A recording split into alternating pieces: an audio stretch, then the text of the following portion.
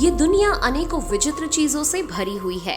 आपको ऐसी ऐसी रचनाएं और चीजें देखने को मिलेंगी जिसे देखकर आप हैरान रह जाएंगे। दुनिया में बहुत सी ऐसी चीजें मौजूद हैं जिनके रहस्य को आज तक कोई नहीं समझ पाया है। आज हम आपको कुछ ऐसी ही विचित्र चीजों के बारे में बताएंगे जिन्हें ना तो आपने पहले देखा होगा और ना ही कभी इनके बारे में सुना होगा। आइए सबसे पहले आपको बताते हैं व्हेल के आकार जैसी दिखने वाली थाईलैंड की 3 चट्टानों के बारे में। थाईलैंड की इन 3 चट्टानों को देखकर ऐसा लगता है जैसे मानो 3 व्हेल मछलियां जंगल में छुप गई हो। चट्टानों का इतिहास लगभग 75 लाख साल पुराना माना जाता है।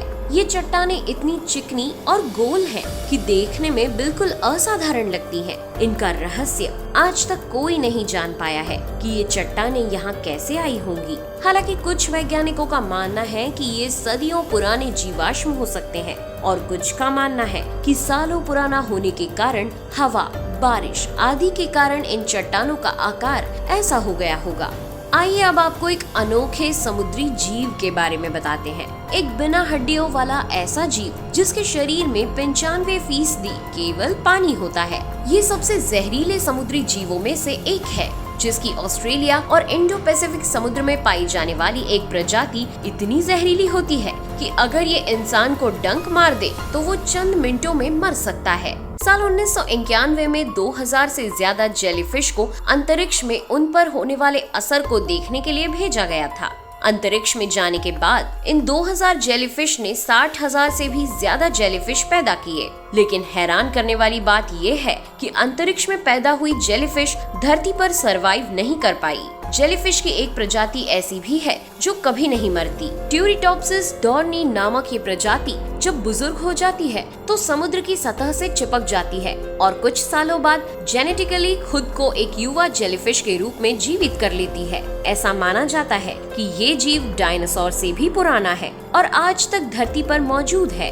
ये लगभग हर समुद्र में पाई जाती है और कुछ तो रात में चमकती भी है। फ्लोटिंग आई अर्जेंटीना के दलदली इलाकों में आज भी तैर रहा है ये घूमता हुआ द्वीप। ये द्वीप अपनी ही धुरी के चारों तरफ घूमता रहता है। एक फिल्म मेकर जब अपनी साइंस फिक्शन मूवी के लिए लोकेशन की तलाश कर रहे थे तब उन्हें इस अनोखे द्वीप के बारे में पता चला। ये एक सर्कल की तरह है जो चारों तरफ से पानी से घिरा हुआ है। इसका डायमीटर 130 यार्ड का है। ये देखने में बिल्कुल एक पक्षी की आंख की तरह लगता है। दोस्तों, आपने पानी के झरने तो बहुत देखे होंगे, लेकिन क्या आपने कभी आग के झरने के बारे में सुना है? नहीं ना? जरूर आप भी सुनकर हैरान हो गए होंगे। तो चलिए हम आपको बताते हैं कैलिफोर्निया के आग के झरने के बारे में। आग के झरने के नाम से मशहूर इस झरने का असली नाम है हॉर्सटेल फॉल। कैलिफोर्निया के सैन फ्रांसिस्को के योसेमिटी नेशनल पार्क में मौजूद है आग का झरना। दुनिया की सबसे बड़ी मोनोलिथ ऑफ ग्रेनाइट यानी कि एक विशालकाय चट्टान से पूर्व दिशा की ओर ये झरना बहता है। इस झरने की तरह जिस चट्टान से ये झरना बहता है वो भी दुनिया में केवल एक ही है। इस झरने में 2 धाराएं साथ साथ बहती हैं। ये एक सीजनल झरना है जो पूरे साल नहीं बहता। हालांकि अब आप सोच रहे होंगे कि इसे आग का झरना भला क्यों कहा जाता है। असल में शाम के समय जब सूरज डूबता है तो अल कैपिटल और हॉर्सटेल फॉल पर एक हार्ट के शेप की इमेज दिखाई देती है जो धीरे धीरे तब तक छोटी होती जाती है जब तक इस पर ढलते हुए सूरज के किरणें ना पड़ने लगे। और जैसे ही सूर्यास्त के समय इस पर किरणें गिरती हैं, तो ये झरना चमकने लगता है और बिल्कुल ऐसा लगता है जैसे झरने से पानी नहीं बल्कि आग गिर रही हो। इसीलिए इस झरने का नाम फायर फॉल पड़ा। इस वीडियो में हमने आपको इससे पहले आग का झरना दिखाया और अब हम आपको उससे भी अजीब खून का झरना दिखाने वाले हैं। सुनने में बेहद अजीबोगरीब चीज लगती है।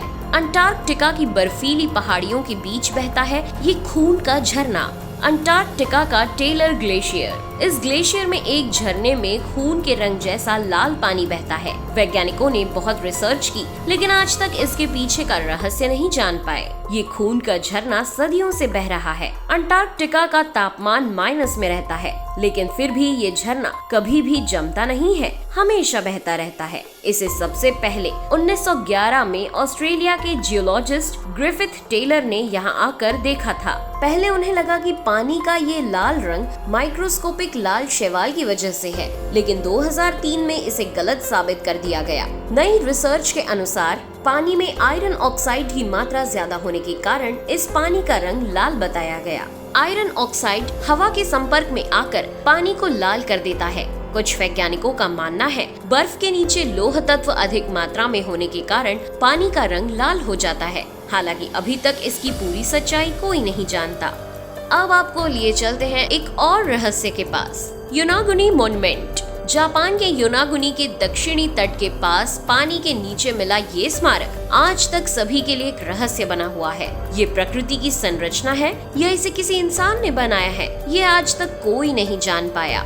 लगभग 5000 साल पुराना ये मॉन्यूमेंट समुद्र में 25 मीटर नीचे गहराई में स्थित है। इस समुद्र के नीचे एक पूरा शहर बसा हुआ है, जिसमें सड़कें, मंदिर, स्टेडियम, टनल्स आदि बहुत कुछ है। इसकी खोज सन 1995 में एक गोताखोर ने की थी और तब से आज तक इसके रहस्य को जानने की कोशिश की जा रही है। एक रिसर्च के अनुसार माना जाता है कि 1200 ईस्वी पूर्व ये पूरी तरह बसा हुआ एक शहर था, जबकि कुछ लोगों का मानना है कि ये अपने आप बना हुआ एक स्मारक है। आज तक इसकी सच्चाई कोई नहीं जान पाया है।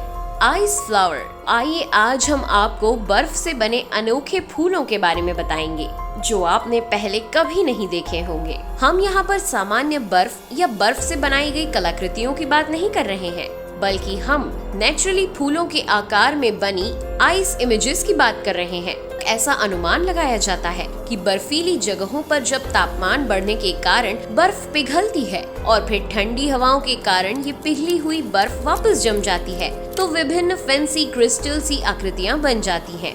चलो ये तो हुई फूलों की बात। कभी आपने पत्थरों को गाते हुए सुना है? नहीं ना? आज हम आपको ऐसे पत्थर के बारे में बताएंगे जो कि ऐसे लगते हैं जैसे गा रहे हो।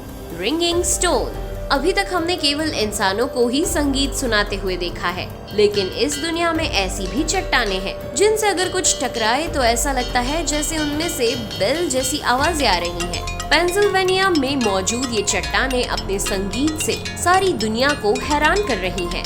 हालांकि वैज्ञानिक अभी तक इसके पीछे का ठोस कारण पता नहीं लगा पाए हैं। हम सबने टोर्नेडो को फिल्मों में या खबरों में ही देखा है। हमें ईश्वर का शुक्रिया अदा करना चाहिए कि हमने असल में ये रोंगटे खड़े कर देने वाला दृश्य कभी नहीं देखा। आइए बात करते हैं डबल टोर्नेडोज की।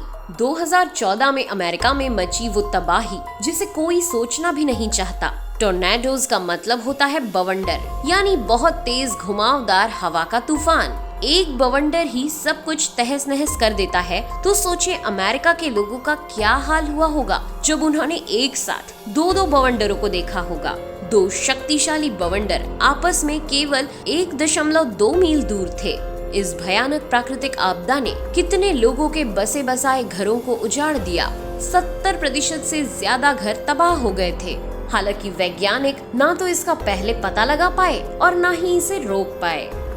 आमतौर पर हम सभी ने सुनामी के बारे में सुन रखा है, लेकिन आइस सुनामी शायद ही किसी ने सुनी हो। चलिए हम आपको दिखाते हैं प्रकृति का एक और कहर, आइस सुनामी। सुनामी एक भूकंप की तरह ही शक्तिशाली आपदा है। आइस सुनामी मुख्यतः आर्कटिक महासागर में उठती है।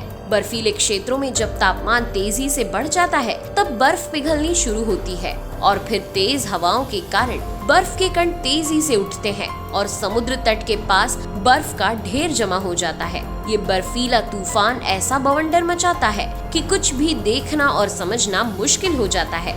सभी तटीय क्षेत्रों को आशंका होते ही खाली करना पड़ता है और अगर पहले पता न लग पाए तो सभी तटीय क्षेत्र मिनटों में तबाह हो जाते हैं।